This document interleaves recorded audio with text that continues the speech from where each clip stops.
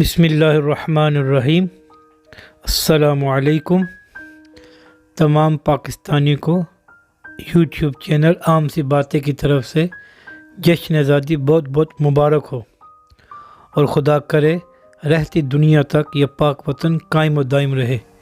اور یہ آزادی ہمیں ایسے ہی نہیں مل گئی، بلکہ ہمارے عظیم رہنماؤں نے بڑی جدوجہد کی، لاکھوں فرزندان اسلام نے اس کے لیے جانیں قربان کی، کتنی ہماری مائیں بہنیں قربان ہوئیں، پھر جا کر ہمیں یہ آزادی ملی۔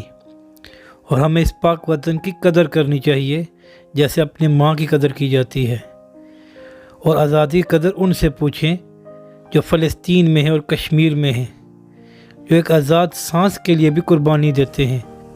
14 اگست کا دن تجدید وفا کا دن ہوتا ہے کہ ایک بار پھر ہم یہ عہد کریں، کچھ بھی ہو جائے ہم اپنے ملک کے ساتھ ہمیشہ وفادار رہیں گے، اور چاہے کچھ بھی قربان کرنا پڑے اس مادر وطن کی ہمیشہ حفاظت کریں گے۔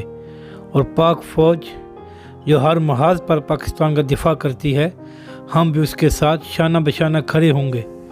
باتیں کرنا تو بڑا آسان ہوتا ہے، اور تنقید کرنا بھی بڑا ہی آسان کام ہے، لیکن دیکھے دنیا میں جن مسلم ممالک کی افواج نہیں تھی یا بہت کمزور تھی، وہاں پر کیا ہوا ہے؟